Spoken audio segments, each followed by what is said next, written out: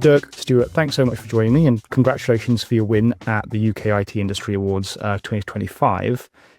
You both work for BlakYaks, so the company has expanded very, very quickly since your launch in 2021, and I'd love to know what you think is the secret behind your success. Yeah, thanks, Tom. I can answer that. Well, we started with a bit of a head start. So prior to getting BlakYaks launched, Stuart and I had been working across the Microsoft Azure domain for a whole number of years before that, running consultancy businesses. But when BlakYaks launched, we were very, very focused on and intentional about growing in the right way. So using very deep expertise around one specific domain area, which for us was Microsoft Azure cloud native technologies, specializing in a very defined set of technologies, always looking to automate, do everything with code, build to quality in a way that enterprise companies would expect, secure by design straight out the gate.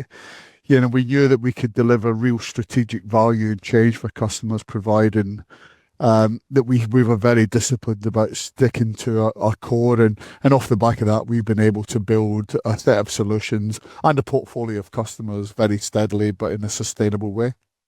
Okay. Now, you won the award for Best Cloud Technology, and that was for your Azure Accelerator Packs. So what was the impetus for the launch of that product? I'll take that one. Thanks, Tom. They were built for selfish reasons, really, initially. So they were built as internal accelerators because we've found that when we're building solutions for customers, even when they were really custom designs, we're building broadly or delivering the same set of artifacts at the end of it, broadly the same thing each time, 80, 90% the same, So that's a huge waste of time to start the blank sheet of paper and create it all again from scratch if you know there's that amount of commonality at the end. We built them internally. Accelerated our own delivery for customers by using them internally, and then it was just a natural step to say, okay, well, we should offer them directly to the customers rather than just use them as an internal accelerator, and they've kind of all been built that same way. Okay. Now, Microsoft offers its own accelerators, so how are your accelerator packs different from the Microsoft version? Yeah, so ours are designed to be kind of user-friendly to begin with, simple to use. There's a big emphasis on simplicity, so they're all kind of configured with human readable templates, manifests, and we hide away a lot of the infrastructure as code complexity on the customer's behalf. So they really just focus on how they want to compose their environments, not writing the code that does it. That's what the accelerator does for them. The customers receive really detailed design documentation, which customized to them at the end of any engagement. And we put in a team to do it for them. So we put in a really expert team of engineers to deploy the accelerator packs.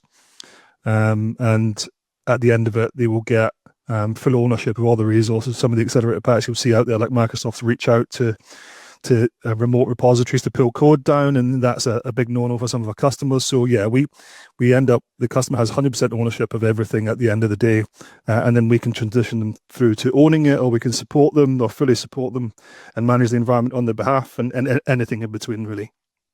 Great. So I'd love to know what is next for accelerator packs. What's the next innovation or expansion?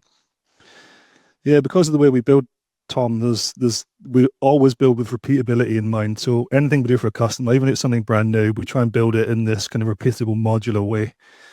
And then when we find there's more than one customer doing it, we're immediately starting to think, well, that might be the next accelerator pack. So we have a few things incubating. We're looking at things like Azure Virtual Desktop and Databricks. And the more we see customers asking for them, the more we're thinking, okay, we'll formalize that into an accelerator pack. So yeah, some stuff incubating, and I think we'll have at least a couple in 2026 released. Great stuff. And finally, I'd love to know how you felt when you heard your name read out as the winner of the awards at the UK IT Industry Awards a few weeks ago. I was personally blown away, Tom. We went there with zero expectation to win. We felt that we'd already won just by simply being included in the shortlist. So we'd written it off as an option to win, and when our name was announced, we were ecstatic. I think you could see it on the table. It was totally unexpected, and recognised by industry peers in that way. We felt very honoured by it and couldn't be more pleased. Brilliant. Fantastic. That's what we always aim for. So Dirk, Stuart, thanks again for joining me and congratulations on your win. Thank you, Tom. Thanks, Tom.